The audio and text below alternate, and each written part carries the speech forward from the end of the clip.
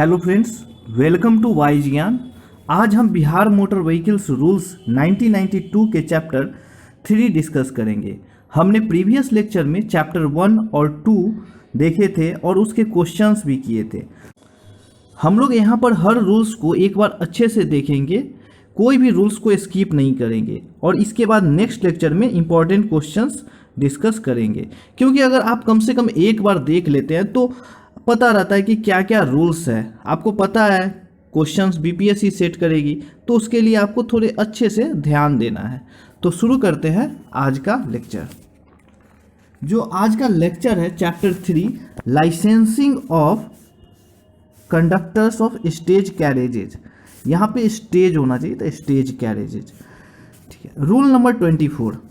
हम लोग rule number 23 तक डिस्कस कर लिए थे चैप्टर 2 में, और यहाँ पे हम लोग चैप्टर 3 में स्टार्ट करते हैं रूल नंबर 24। यहाँ पे टोटल रूल नंबर 24 से 39 है चैप्टर 3 में।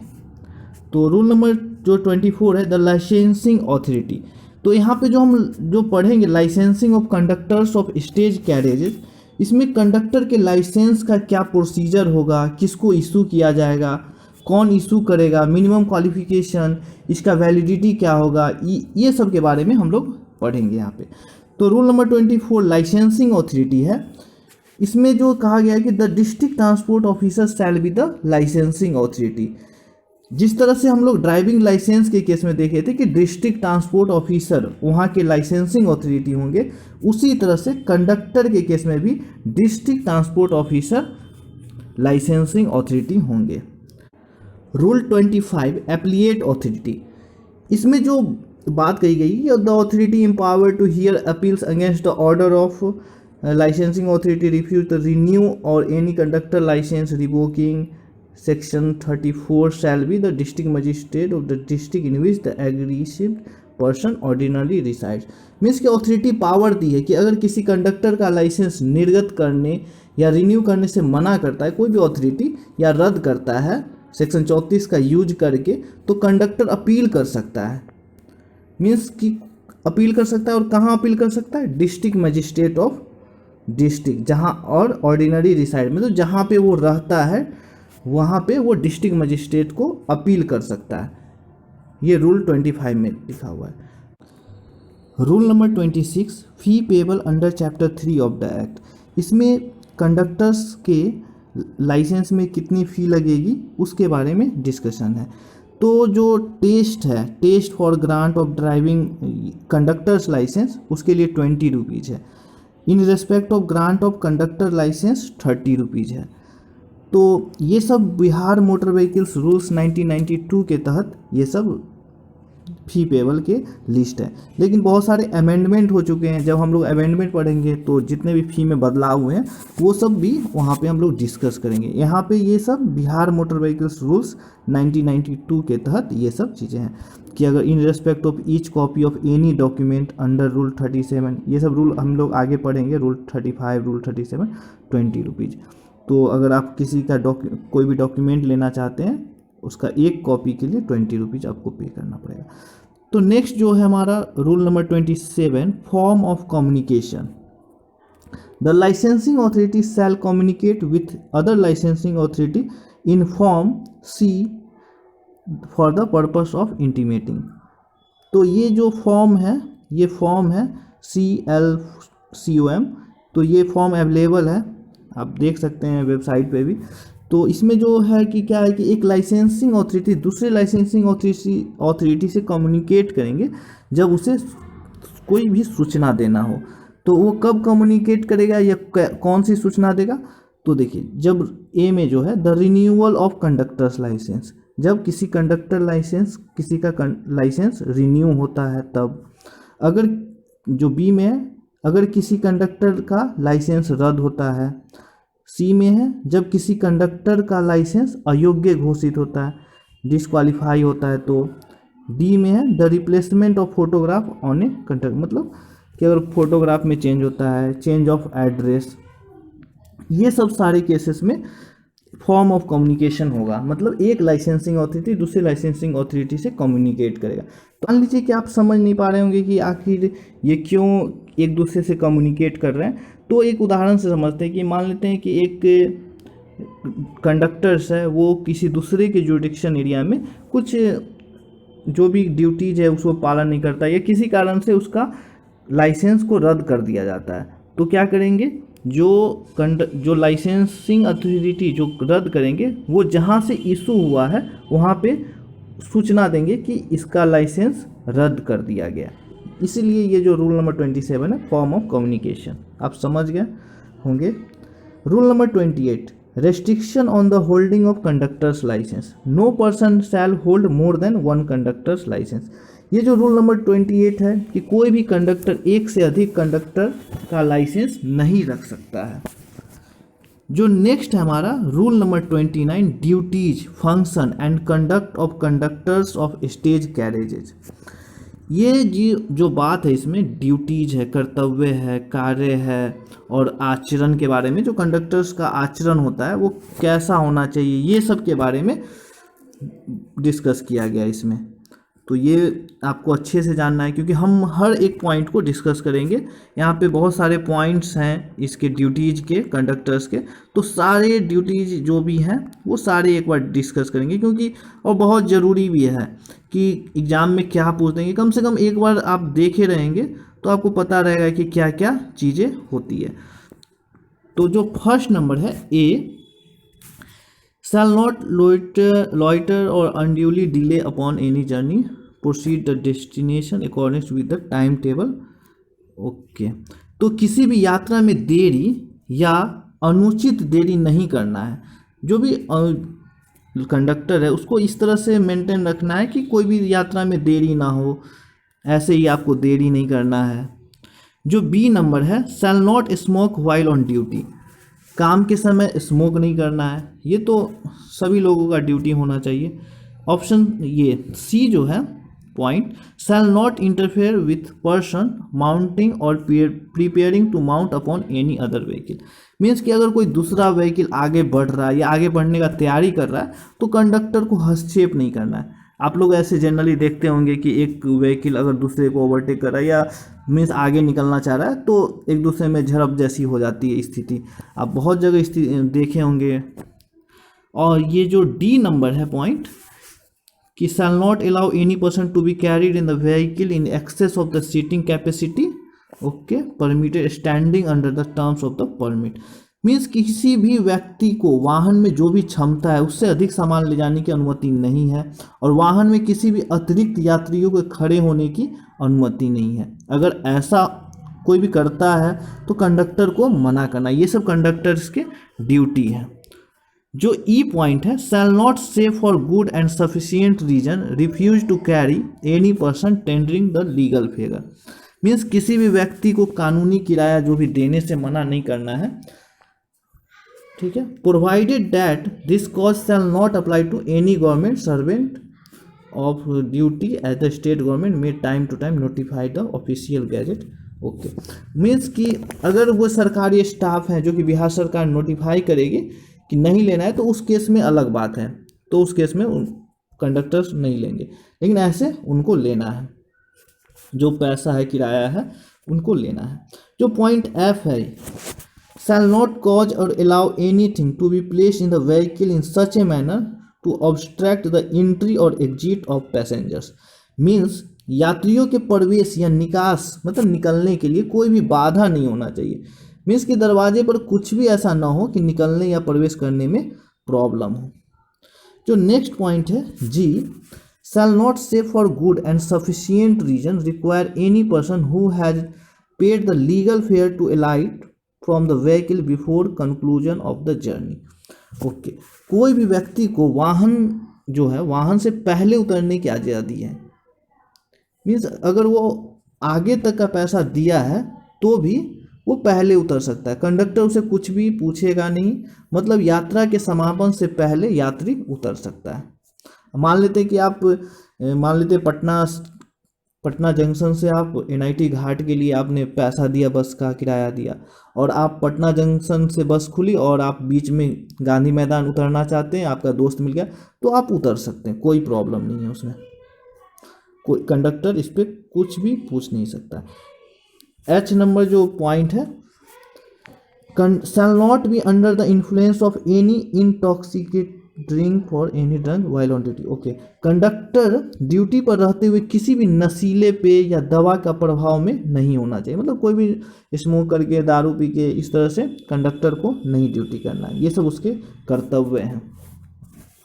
मोरल ड्यूटी बनती है, जो आई है, I point, shall behave in a civil and orderly manner towards passenger and intending passenger। intending मतलब कि जो इच्छुक यात्री है, मतलब आगे आने वाले यात्री हैं वो, तो मतलब कि जो भी यात्री हैं, इच्छुक यात्री हैं, व्हीकल यूज करेगा उससे अच्छे तरीके से, मैनर से बात करना, अच्छे तरीके से व्यवहार करेगा जो कंडक्टर है।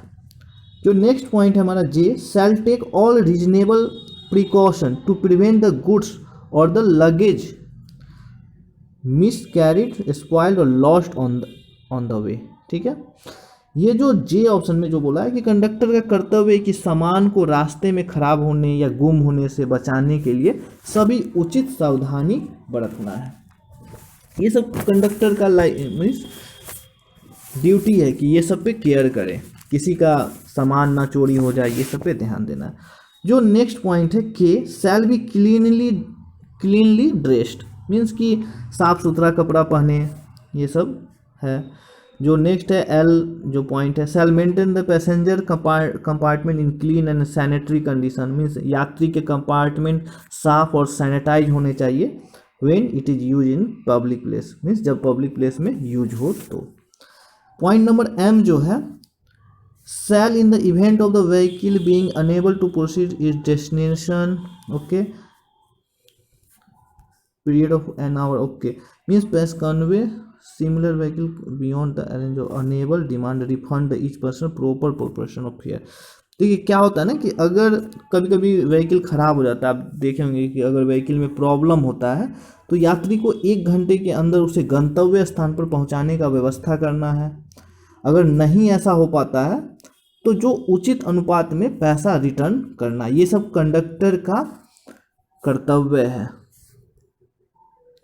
जो नेक्स्ट पॉइंट है N number, the conductor of a vehicle, public vehicle और where there is no conductor, the driver shall at the conclusion of every journey make reasonable search in the vehicle for anything left by any passenger and shall take into custody anything so found. Okay, इसमें जो बोल रहा है कि public vehicle जो conductor या जो भी अगर कंडक्टर नहीं है तो ड्राइवर हर यात्रा के समाप्ति पर किसी भी यात्री द्वारा छोड़ी गई कोई भी सामान छूट गया उसका, तो वो अपने हिरासत में ले लेगा। और जो केस है, perishable goods for a period of 2 days and in the period of that nobody try to claim it. Okay, means जो बात यहाँ पे कही गई है कि ट्रांसपोर्ट ऑफिस जो अगर रीजनेबल पर्सन के पास, मीन्स कि अगर जो कोई भी सामान छूट गया तो उसको हिरासत में लेने के बाद क्या करेगा आगे, कि ट्रांसपोर्ट ऑफिस के जो भी रीजनेबल व्यक्ति हैं उसको जमा करेंगे, और वहाँ पर अगर ऐसा सामान जो नष्ट होने वाला है, मतलब ये जो नष्ट होने वाला प्रीसेबल गुड्स, तो वहाँ पे वो 2 दिन तक रहेगा।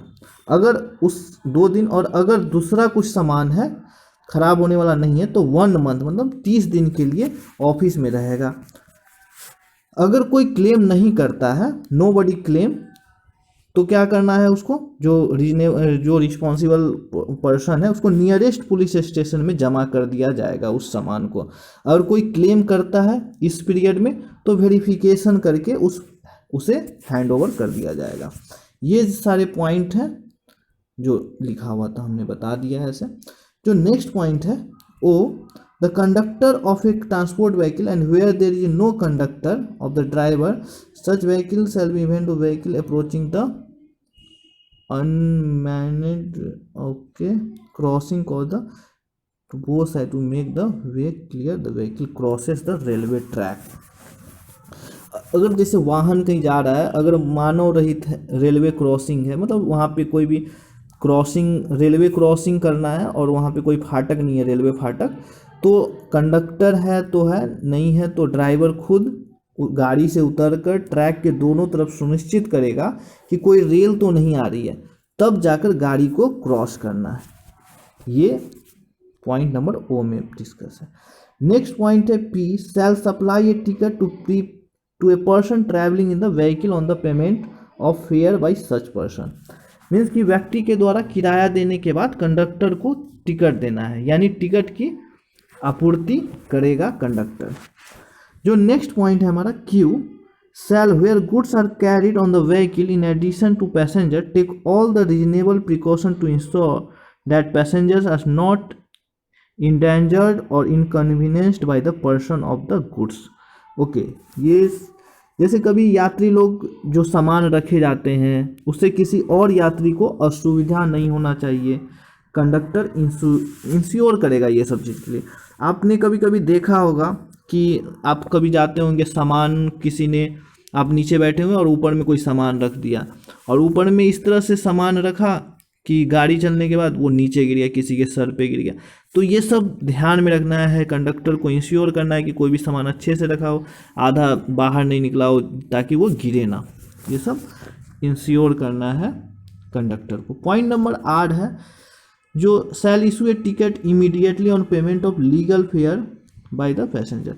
मीन्स यात्रियों के द्वारा जो भी किराया है, भाड़ा है, वो देने पर तत्काल टिकट जारी करना है कंडक्टर को। जो पॉइंट एस है, shall on demand by any passenger produce the complaint book for recording such complaints the passenger may desire to record there. Okay, किसी भी यात्री को कोई शिकायत करने के लिए अगर शिकायत पुस्तिका की मांग किया गया हो तो कंडक्टर को देना है। आपने कभी शिकायत किया है? कभी आपने बस में गया है और कोई भी तरह का प्रॉब्लम हुआ है तो आपने कभी शिकायत बुक मांगा है? आप कमेंट बॉक्स में बताइएगा कि आपने क्या किया है अगर कुछ इस तरह का प्रॉब्लम हुआ है तो।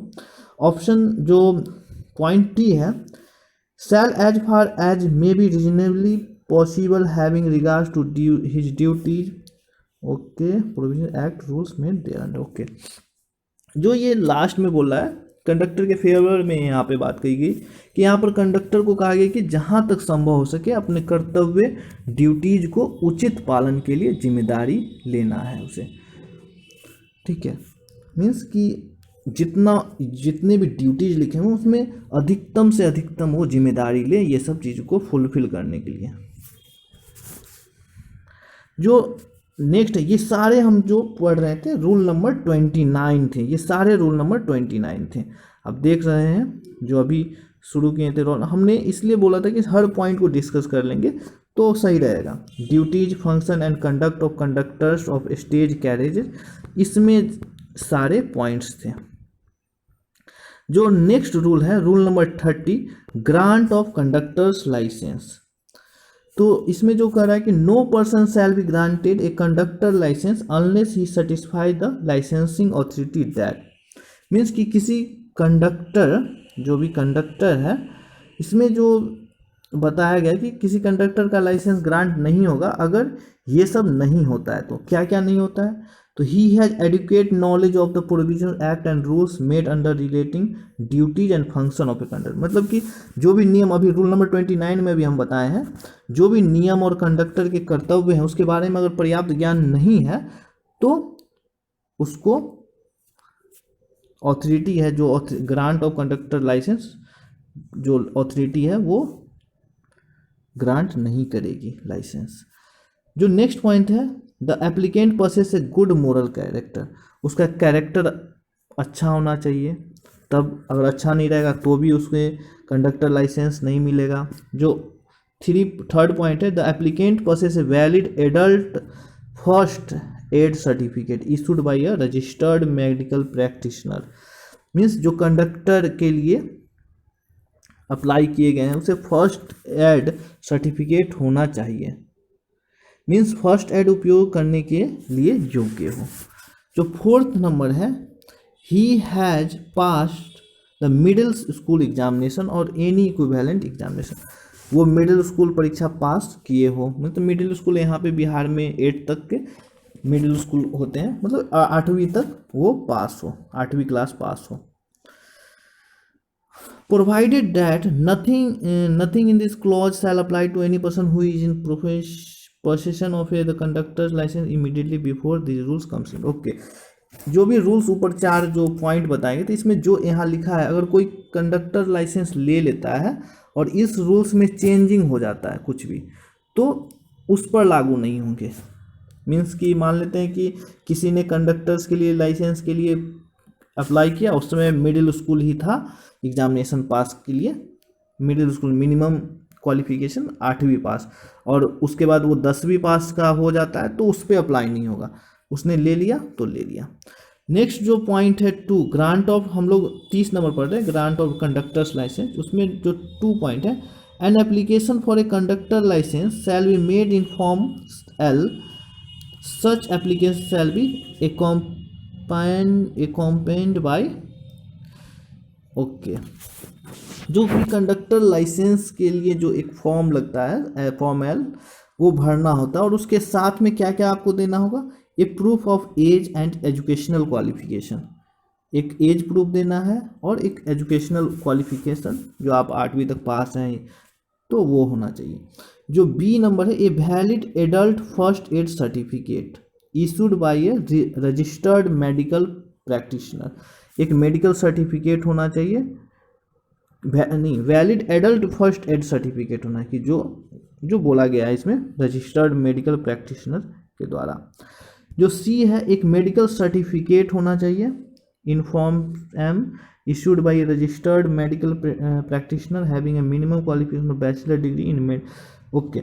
जो इसमें ये बात कही है मेडिकल सर्टिफिकेट एक होना चाहिए, तो वो मेडिकल सर्टिफिकेट किससे इशू होना चाहिए, जो MBBS है या रजिस्टर्ड मेडिकल प्रैक्टिशनर है और बिहार में प्रैक्टिस कर रहा है, Bihar and containing the following means practising in the state of Bihar. और उसके फॉर्म में क्या क्या चीज़ होना चाहिए मेंशन, जो मेडिकल सर्टिफिकेट है उसमें name of the address in brief, जो एड्रेस होना चाहिए उसमें, क्लिनिक का नाम होना चाहिए, टेलीफोन नंबर है तो, और मेडिकल क्वालिफिकेशन जो है वो लिखा होना चाहिए, और रजिस्ट्रेशन नंबर, हर मेडिकल्स जो प्रैक्टिशनर होते हैं उसके रजिस्ट्रेशन नंबर होते हैं वो भी मेंशन होने चाहिए। जो नेक्स्ट पॉइंट है D, A report of moral character, ये भी आपको लगेगा जब कंडक्टर्स के लाइसेंस के लिए आपको एक आचरण प्रमाण पत्र होना चाहिए, और वो फ्रॉम द पुलिस स्टेशन जहां आप रहते हैं वहां से आपको एक आचरण प्रमाण पत्र बनवाना है और वो भी जमा करना हो। और जो नेक्स्ट आपको लगेगा 3 copy of recent photograph, 3 photograph चाहिए। जो नेक्स्ट है रूल नंबर 26 में जो भी फी प्रिस्क्राइब्ड है तो वो देना है आपको। और हाँ, एक चीज़ और यहाँ पे लिखा है, medical certificate granted more than 1 month before the date of, okay. अगर 1 महीने से पहले का मेडिकल सर्टिफिकेट है तो लाइसेंसिंग अथॉरिटी फॉर्म एक्सेप्ट नहीं करेगी। मीन्स जिस दिन अप्लाई कर रहे हैं कंडक्टर लाइसेंस की, तो उस दिन से मेडिकल सर्टिफिकेट 30 दिन से पुराना ना हो। समझ रहे हैं बात को। फिर जो इसमें पॉइंट 3 है, ए मोटर व्हीकल इंस्पेक्टर या असिस्टेंट मोटर व्हीकल इंस्पेक्टर और any not below the rank of the sergeant licence shall be testing officer, okay provided. देखिए जो भी टेस्टिंग ऑफिसर जो भी हैं, जो रूल चैप्टर 1 में हम लोग वहाँ बताए थे वही वो टेस्ट लेगा, वो सब वहाँ पे हम लोग डिस्कस किए थे, वही चीज़ यहाँ पे लिखा हुआ है कि कैसे टेस्ट लेगा, कौन टेस्ट लेगा, ये सब। जो रूल नंबर 4 है, when any application has been duly made the appropriate licensing and the applicant has satisfied, okay. तो यहाँ पे जो भी है कि जो लास्ट पॉइंट है 4 नंबर, उसमें है कि लाइसेंसिंग अथॉरिटी विधिवत फॉर्म की जांच करेगा और उसे सही पाने पर उसे कंडक्टर लाइसेंस इशू कर देगा, और ऐसा नहीं होने पर डिस्क्वालीफाई कर देगा, डिस्क्वालीफाई। ये सब बातें रूल नंबर 30 में था, grant of conductors licence. Next जो हमारा पॉइंट है रूल है 31, जिसमें है badges of conductors of stage carriages. Means conductor के बैज के बारे में यहाँ पर डिस्कस है। तो जो 1 है, a conductor of stage carriages shall display on his left chest. जो फर्स्ट पॉइंट है कि कंडक्टर के बैज को अपने लेफ्ट चेस्ट पर लगाना है, बाएं चेस्ट पर लगाना है। और जो ये जो बैज के बारे में वो दूसरी सेकेंड हम शेड्यूल जब पढ़ेंगे वो उसमें मेंशन है। तो जब हम लोग सारे शेड्यूल एक साथ पढ़ेंगे तो वहाँ पे हम लोग देख लेंगे सारे कि किस तरह के बैज है, कैसे आकृति है उसकी, वो सब वहाँ पे मेंशन है। जो नेक्स्ट पॉइंट है, no conductor of stage carriage shall display the badges held by him his if his conductors licence is suspended और revoked. Okay, valid if time. Okay, अगर किसी कंडक्टर का लाइसेंस सीज हो जाता है, सस्पेंड हो जाता है या रद्द हो जाता है, रिवोक रद्द हो जाता है, तो उस केस में बैज को नहीं लगाना है। कोई भी कंडक्टर नहीं ऐसा करेगा। जो रूल नंबर 31 का जो पॉइंट 3 है, इसमें जो बोला गया है कि a conductor shall not hold more than 1 such badges issued by an authority in the state. Means कि एक से अधिक बैज नहीं रखना है किसी कंडक्टर को। जो 4 है, if at any time of conductors licence suspended और cancelled by a competent authority और by an court ceases the to valid the conductor shall within 7 days, okay 7 days surrender the badge to the authority by which it was issued. अगर किसी conductor का licence suspend हो जाता है या revoke हो जाता है, रद्द हो जाता है, या कोर्ट उसको सीज कर लेता है लाइसेंस को, तो उसे 7 दिनों के अंदर बैज को सरेंडर करना होगा जहाँ से वो इशू करवाया है। तो जहाँ से वो बैज को अपना इशू करवाया है वहाँ पे जाके 7 दिनों के अंदर उसको रिटर्न कर देना है। जो rule number 32, currency of the conductors licence, means conductor का लाइसेंस कब तक वैलिड रहेगा, ये बातें इसमें हैं। तो इसमें जो कह रहा है कि if the person obtaining the licence either originally on renewal means attained the age of 40 years date of such, means कि अगर कोई कंडक्टर है और कंडक्टर का लाइसेंस नया बनवाने या रिन्यू कराने जा रहा है तो उसका 40 का एज नहीं होना चाहिए। अगर 40 का एज नहीं होता है तो उसके जो बी इफेक्टिव पीरियड ऑफ 20, उसका जो कंडक्टर का लाइसेंस है 20 साल तक वैलिड होगा जब इसे इशू किया गया। या एक और उसमें अनटिल या such person 40 years which means या तो 20 साल के लिए वैलिड होगा या 40 साल के लिए, 40 के एज तक का वैलिडिटी रहेगा, जो पहले आ जाए वो। मीन्स कि अगर आपका कंडक्टर्स का लाइसेंस आपने किसी ने 30 साल में बनवाया, 30 के एज में बनवाया, तो इस जो रूल ए में जो पॉइंट ए में जो बोला गया कि 20 years तक के वैलिडिटी रहेगा तो 50 साल हो जाएगा। तो लेकिन जो बी में बोला जा रहा है कि 40 years तक की ही वैलिडिटी रहेगी। तो अगर किसी ने कंडक्टर्स की लाइसेंस 30 साल में बनवाया तो उसका मात्र 10 साल के लिए ही वैलिडिटी रहेगा, क्योंकि उसका 40 का एज पहले आ जाएगा और 40 का एज 10 साल बाद ही आ रहा है, इसलिए उसका लाइसेंस 10 साल के लिए ही वैलिडिटी रहेगा। जो इसमें पॉइंट 2 है उसमें कहता है कि person referred in the clause 1 has attend the age of 40 years on the date of issue renewal their effective from the date. Means कि अगर किसी का एज 40 years पूरा हो जाता है और तब वो रिन्यू करवाता है तब उसका लाइसेंस 5 साल के लिए ही वैलिड होगा। मीन्स 5 साल के बाद फिर से उसे रिन्यू करवाना होगा। 40 की एज के बाद वैलिडिटी 5-5 साल के लिए बढ़ेगा, यही कहना चाह रहा है। और provided that every conductor licence shall notwithstanding its expiry under the rule continue the effective period 30 days from such expiry. Okay, means कि अगर एक्सपायर्ड हो जाता है किसी का लाइसेंस तो वो 30 दिन तक आगे यूज कर सकता है, उसके बीच में उसको फिर से जाके रिन्यू करवा लेना है। Rule number 33, renewal of conductors licence. जो इसमें बात कही गई है सारी बातें, तो उसको हम डायरेक्ट बता देते हैं कि कंडक्टर के लाइसेंस के रिन्यू की बात कही गई है इसमें। अगर किसी का कंडक्टर का लाइसेंस एक्सपायरी के 30 दिनों के अंदर रिन्यू के फॉर्म डाले जाएंगे तो रिन्यू एक्सपायरी के दिन से हो जाएगा। अगर रिन्यू, और जो नेक्स्ट पॉइंट है, अगर रिन्यू एक्सपायरी के 30 दिनों के बाद किया जाता है तो रिन्यू होगा जब रिन्यू का फॉर्म डाला गया।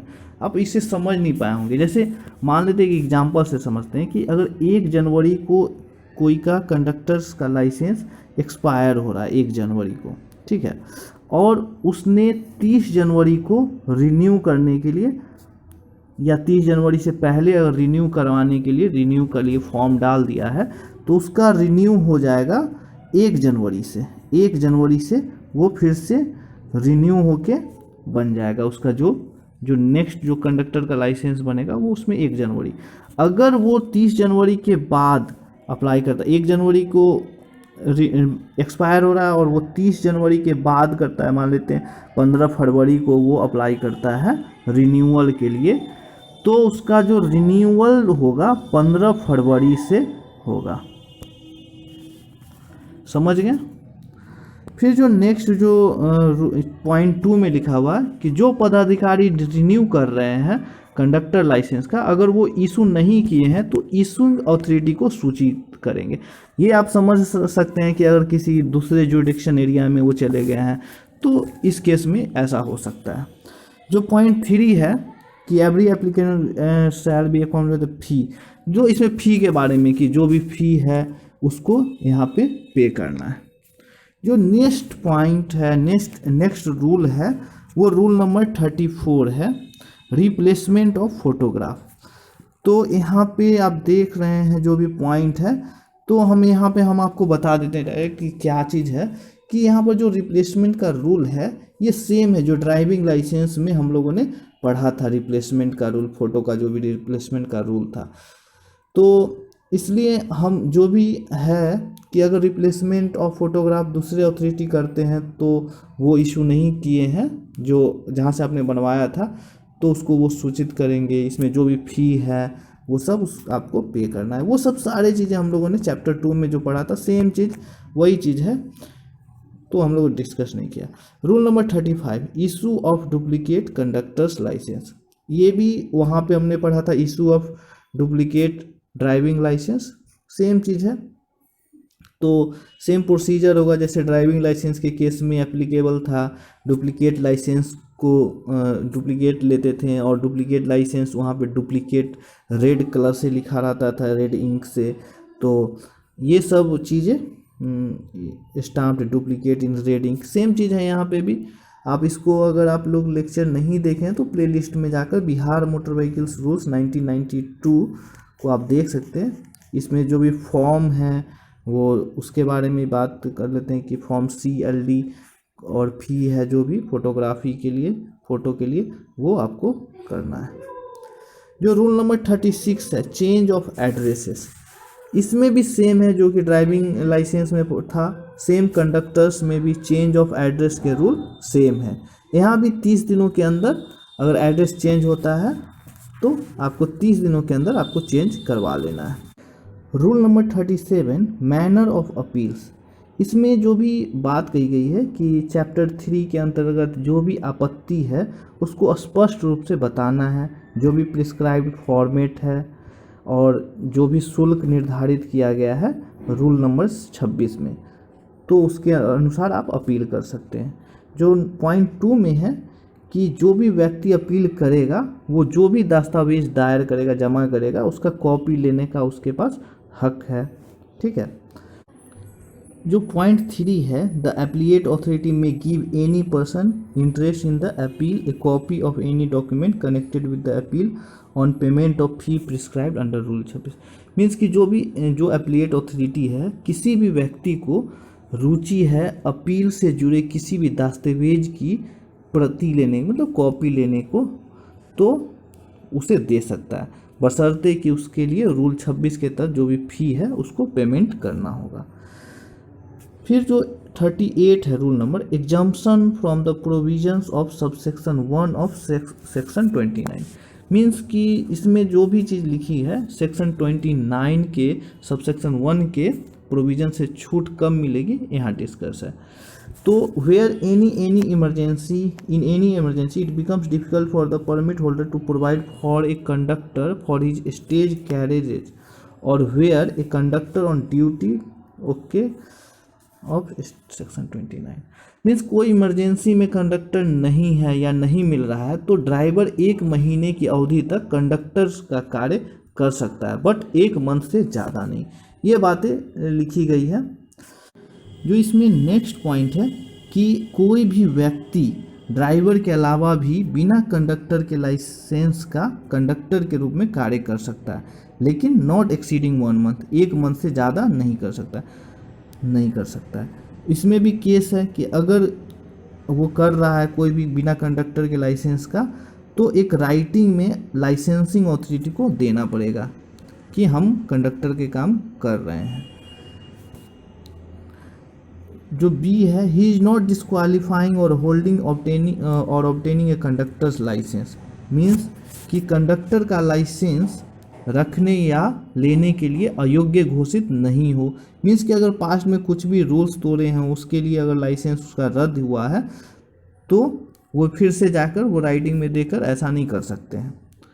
जो सी पॉइंट है, he has not on previous occasion and acted without licence total period, okay, means पहले से वो 1 मंथ कंडक्टर का काम कर लिया हो और फिर से वो अप्लाई कर रहा हो, तो ऐसा नहीं वो कर सकता है।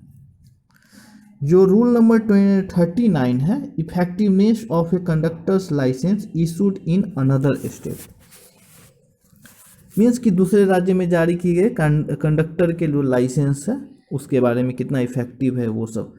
कि any person can act as a conductor on the stage carriage of the another state and operating with in this state under any reciprocal agreement, okay. Rule 29 with the stage carriage being operated in this state, means कि कोई भी व्यक्ति किसी अन्य राज्य के conductor Bihar राज्य में कंडक्टर का काम कर सकते हैं जब उस व्यक्ति के पास दूसरे स्टेट का वैलिड कंडक्टर लाइसेंस हो और रूल नंबर 29 को फॉलो करता है। जो रूल नंबर 29 हम लोगों ने पढ़ा था, जितने भी ड्यूटीज थे, कर्तव्य थे, कैरेक्टर्स थे, मोरल ड्यूटीज थी, वो सब उनके पास होना चाहिए।